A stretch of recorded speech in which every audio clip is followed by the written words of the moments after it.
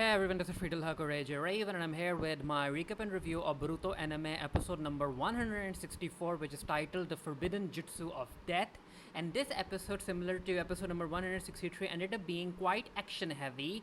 And yeah, I enjoyed it, and I also like some of the character development that occurred. So, this episode opened with Boruto and the rest encountering the third quadruplet. We already know that one is dead, and now there's another one in front of them, and there were only four left, so now they're only like what, another one also died. Yeah, only two are left now. Anyway, so that quadruplet from the land of haze isn't going to allow Konohamaru and Boruto and the rest to proceed any further, so he ends up using a forbidden jutsu, which basically means that he sacrifices his own life to summon this demonic being from the afterlife. And as far as I'm concerned, the demonic being ended up looking like a Pokemon, but that's just me. And of course, you can see the gem on its chest, which basically means that that's the weak point. Now, this Pokemon or demonic being ended up being quite fast. I wasn't expecting it to be this fast, but yeah, it's quite fast. And when you summon this being, it also encompasses a portion of the land in this unbreakable barrier. So this demonic being is just its mission is to absorb as much chakra as it can, and it's summoned in order to kill everything that's trapped inside the barrier. So a fight ensues. However, before we get there, we see that the remaining two ninjas of the haze are actually quite worried that about their brother, and they can actually feel when the brother sacrifices his own life to summon the demonic being, and they're like, yeah, we are disappointed that we lost another brother, but we are doing what we are doing because of the mission, and we just have to keep going. So only two more left. Coming back to the fight, as I said, the demonic being is quite fast, and it goes into punch Boruto. However, Mugino is able to save Boruto. Then Salad comes in with the punch, but yeah, the Pokemon is too fast. It dodges Salad's punch. Mugino comes in with a sand pistol. It dodges that as well. Then Boruto comes in with the kunai. He decides to go in with a Rasengan, but the Pokemon captures him, and it starts sucking Boruto's chakra, and Konohamaru then has to come in with the Rasengan. He hits the Rasengan on the Pokemon's arm, and the arm breaks off, as you can see. And yeah, they have no other option but to run away, and they run. Instead of the Pokemon coming after them, they see that it decides to go towards this deer, and it sucks the life energy from the deer, and we see that its harmed arm starts to regenerate. So as much chakra as it starts sucking up, it can regenerate its body, and it decides to move around in order to kill animals in the forest stuck in the barrier and regenerate itself. And this is where we get an explanation from Konohamaru how this Pokemon resembles the Reaper Death Seal Jutsu that Hiruzen used. And I like this callback, and we get to know that there are jutsus that basically involve summoning demonic beings from another realm. And then we get to see Mugino's plan. Boruto is like, we can hurt it with our Rasengan, so we should just go in and start hitting the Pokemon. And Mugino is like, no, we don't have to do that unless it's necessary. Basically, what we have to do is that we need to get out of this barrier as quickly as possible, because we are chasing down these ninjas from the haze.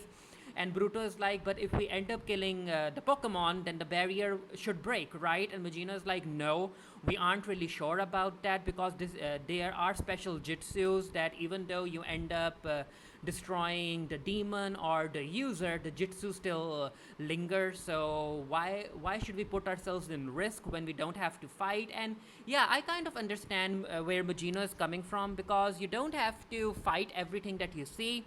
Sometimes not fighting is the right course of action, and Boruto is like, yeah, I guess I understand. And this is also where Mugino tells Konohamaru that he's being too easy on his team, and that Team 7 is a bit too reckless. And Konohamaru is like, Mugino, don't say that, because these kids have gone through a whole lot. You can trust them. And Mugino is like, you know what, I'm not really sure about that. So anyway, Mugino and Konohamaru start working on releasing the barrier, and Boruto, Salad, and Mitsuki are tasked with keeping them guarded. And Boruto is like, what's up with Mugino? Why is he talking like that? And Salad is like, you know what, he is a Jonin. He thinks differently. We have a lack of experience, so you just need to understand where he's coming from. And Boruto is like, yeah, I get what he's trying to say, but he can kind of work more on his delivery. And Mitsuki is like, you know what? The Pokemon is coming towards us. We need to hurry. We need to stall the Pokemon in order for Konohamaru and Mugino to break the barrier. And again, this is another action sequence that I actually liked. All three of them worked together in order to take down the Pokemon. Salad came in with her punches. Boruto tried to hurt it. Mitsuki tried to hurt it. But yeah, the Pokemon is just too fast and too strong.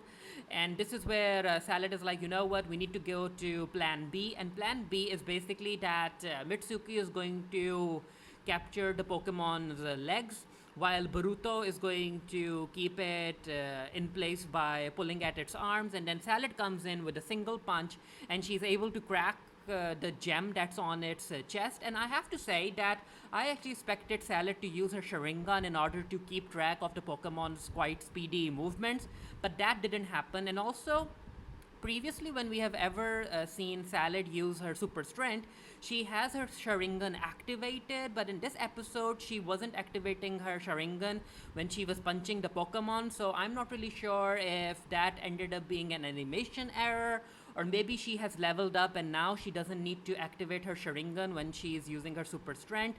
It was weird.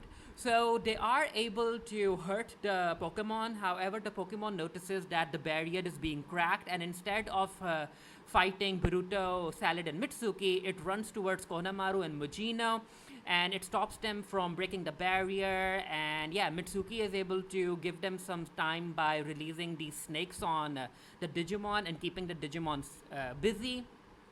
Wait, now I'm saying Digimon, right? Yeah, Digimon, Pokemon, weird. I was actually expecting a better character design, but it is what it is. So now Mugino realizes that, you know what, we don't have any other choice but to take down this demonic being. And yeah, this is where they all work together. He tells Konohamaru and Boruto to ready their Rasengans, and then he goes in with Mitsuki, Salad in order to keep it occupied. Digimon tries to hurt Mitsuki. Salad comes in with her lightning strike. And then Mugino comes in, and Mugino ends up picking up the Pokemon just like that with his brute strength. And yeah, I wasn't expecting Mugino to be this powerful as far as physical strength is concerned. So it keeps the Digimon locked, and of course the Digimon tries to suck away Mugino's life force, but Mugino doesn't let it go. And this is where Konohamaru and Boruto come in with the Rasengan, and yeah, they are able to defeat the Pokemon. And then we get an explanation about how Mugino knew what was going to happen, and he ended up using himself as bait in order to let Konohamaru and Boruto come in with a strike and kill it. And yeah, I liked the plan. And I also liked how Mugino explained it. And Mugino is like, Boruto, you need to better understand where I'm coming from. And Boruto comes in and he is like, you know what, I would understand you better if you're better at communication skills. And I was like, ooh, Boruto, that's a bird. Even Konohamaru laughs. And anyway, the heroes again continue their pursuit of the two remaining ninjas from the land of Haze. While that's happening, we cut to Omoi still fighting Deepa, and Omoi is, yeah, he's having a bad time. He is defeated by Deepa, and Deepa is like, I'm going to ask you again, where is the Hashirama cell? And Omoi is like, I'm not going to tell you. And Deepa is like, you know what, I'm going to kill you. And then Omoi's two partners come in, and Deepa is like, unless you tell me where the Hashirama cell is, I'm going to kill Omoi. And of course, the partners tell Deepa about how these ninjas from the Land of Haze ended up stealing the Hashirama cell, and they're taking it outside the Land of Silence. And then Deepa decides to kill these two ninjas. And Deepa is like, I am a man of my word. I just said that I'll spare Omoi's life, and that's what I did. So yeah, Omoi is still alive, but his partners are dead. So I'm not really sure if Omoi is going to play a role in the upcoming episodes, and he's going to help Boruto somehow. But yeah, I wouldn't be surprised if he shows up. Again, this was an enjoyable episode. I will be doing a written review of this for the Geekieri. The link to that will be down in the comment section below as soon as the review goes up. I actually want to see Deepa use some unique jutsus or ninja weaponry, especially because he's a member of the Kara organization. I am not really a fan of just seeing him use his brute strength. But yeah, let's see what happens. Two ninjas from the Land of Haze still remain. So of course, you know that one of them is going to sacrifice himself again in order to keep Boruto and the rest away from the Hashirama cell. Let me know what you guys thought. down in the comment section below. Again, I enjoyed it. I liked some of the character development. And again, I'm not really sure why Salad didn't use her Sharingan when she was fighting the Pokemon. Maybe she has leveled up. I would like her to level up, but I would like a better explanation about why she isn't using her Sharingan anymore. And as far as Omoi is concerned, again, I'm not really sure if he'll go in to help Boruto or if he'll come in with reinforcements in order to help Boruto. Maybe he'll just go back to the land of lightning. We don't know. Let me know what you guys thought, and until next time, stay happy, stay safe, stay blessed, and see you guys later.